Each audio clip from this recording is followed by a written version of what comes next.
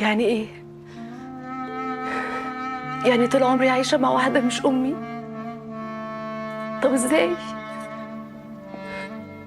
قولي ان ده أي كلام. قولي انك عملتي كده عشان بابا وعرب ما يأذوش بعض، صح؟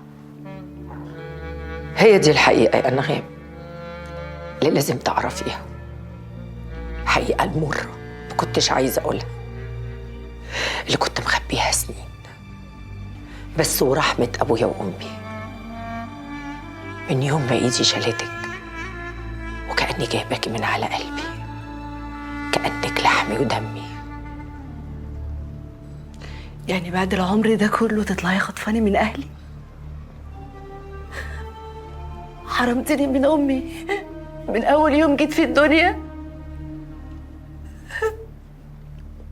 ولو الكلام ده صح، ازاي جالك قلب تعملي فيا كده؟ غصب عني، غصب عني، النصيب، ربنا هو اللي كان عايز كده. انت ما تعرفيش ربنا. ربنا عمره ما بيجيب شر، انما اللي عملتيه ده الشر كله. ايوه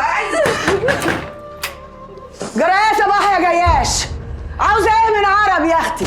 عاوزه تخطفي ابني؟ عرب ده ابني انا. لا، عرب ده ابني أنا، أنغام هي اللي بنتك. صدقيني يا ماجدة، أنا هقولك على كل حاجة. اللي بدلت العيال حسنية الداية الله يرحمها. صدقيني أنا حافظتلك على بنتك، خدتها في حضني، وكنت مبسوطة إن أنت اللي بتربي عرب عشان يفضل تحت عيني. صدقني يا عرب، أنت ابني أنا، ابني أنا، صدقني. اصدق ايه بالظبط؟ ان امي مش امي؟ فجأة كده عاوزة تقلبي لنا حياتنا وتشقلبيها 180 درجة وعاوزانا نصدقك؟ أنا دماغي هتنفجر، هتجنن من ساعة ما سمعت اللي أنت قلتيه، وأنا مفيش أوكيش بتضرب في نافوخي. شوفي، أنا ماليش إلا أم واحدة.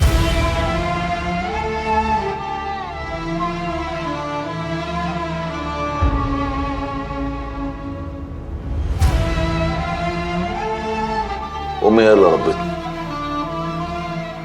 وأيا كان قصدك من اللي أنت قلتيه، أنا اسمي عرب السويركي، عرب جلال السويركي، ابن ماجدة. يلا يا أما. يا عرب، يا عرب سيبي الواد.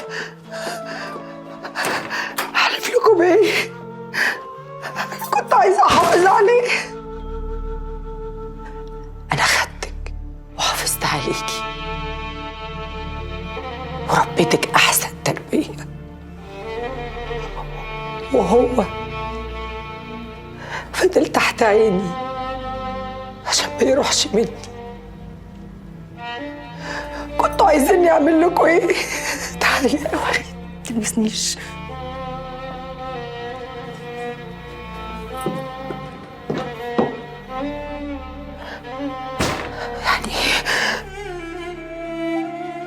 يعني أنا بعد كل ده وبعد ما عملت كل ده